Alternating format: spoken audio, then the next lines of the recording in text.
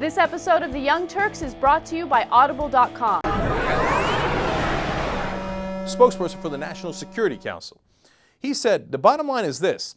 If we had some kind of smoking gun intelligence from waterboarding in 2003, we would have taken out Osama Bin Laden in 2003. So obviously we did not get that information from the waterboarding. Now, one of the guys who agreed with that, it appeared, was Don Rumsfeld.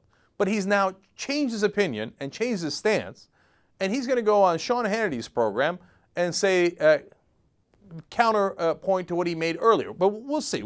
So let's see what he has to say today. Clip number 2. It seems to me we need to reignite this debate about enhanced interrogation techniques in this country. Is that a good idea?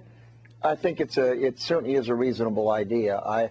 Is it correct that the CIA Director Panetta today indicated that one of the individuals who provided important information had in fact been waterboarded? Yes. Is that correct? Yes. Well, that's my understanding. And I think that anyone who suggests that the enhanced techniques, let's be blunt, waterboarding, did not produce an enormous amount of valuable intelligence just isn't facing the truth. Just isn't facing the truth. Anyone who would suggest that.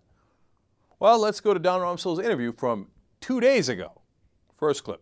Of course, the Bush administration widely criticized for waterboarding and other aggressive interrogation techniques. Do you think, now that it's all said and done, harsh interview techniques at Gitmo actually helped find Bin Laden and contributed to his killing?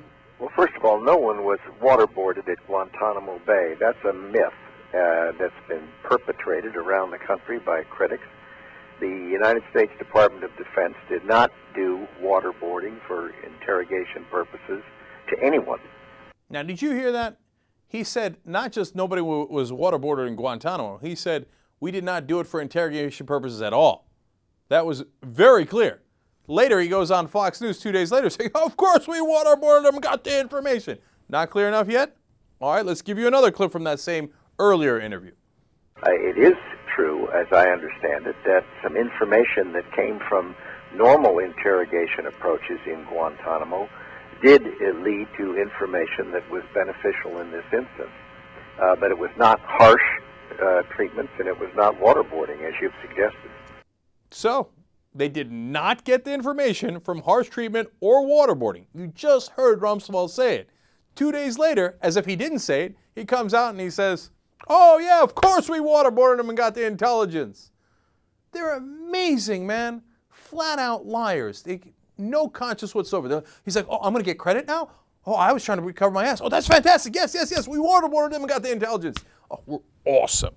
And I love that Fox News, of course, is all over this. And they're like, oh, yes, we get to take credit for torture. You must be so proud, Fox. Now, every time I see that tape, I can't help but think of how goofy that questioner looks.